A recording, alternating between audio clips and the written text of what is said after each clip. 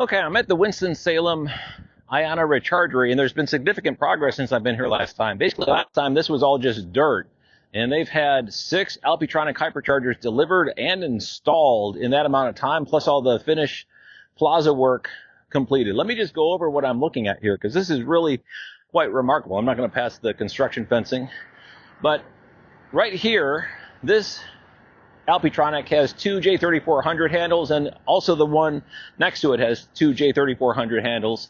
And I'm going to swing the drone around in just a second to get a better image of what I'm talking about here.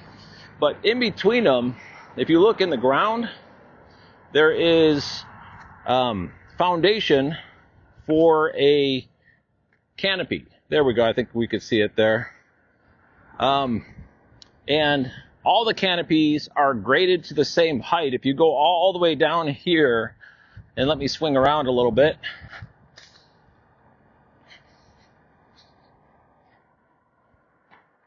You can see this one is higher up off the ground, so they have an even grading for the foundations for the canopy. Not every IONNA Rechargery gets a canopy when it opens, but it looks like this is going to be one of the ones that does. Sometimes they'll install a Rechargery, and then after the fact, they'll come back and put in the canopy multiple months later, like 6 months, 3 months later. But this one seems to be all primed and ready to go for a canopy delivery at opening.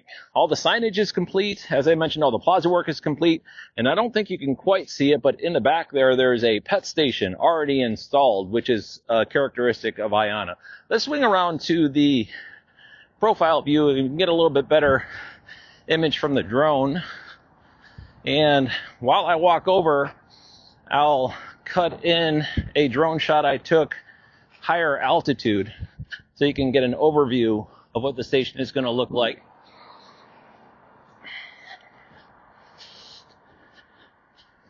Okay, this is pretty good. You can see the Alpitronic hyperchargers lined up here. As I mentioned, there's 6 of them for a total of 12 stalls. The transformer is not in place, but IONNA has been talking up this Rechargery on social media, and it's also posted on their website. And I don't think they would have been doing that if it's not a short amount of time before they're anticipating the delivery of the power. And I already see utility spray paint on the ground. And it looks like they'll be coming down from a post right over there. And there's also utility markings coming down from a new post across the street as well. So one of those two they're going to be pulling power from. For 12 Alpitronic hyperchargers, I'm guessing a 2500 kVA transformer, but we'll have to see once that gets delivered. But everything is pretty well buttoned up here. It looks like they're just waiting for the delivery of the power and waiting for the delivery of the canopy. But one thing to point out is that IONNA is kind of prides themselves on the amenity aspect.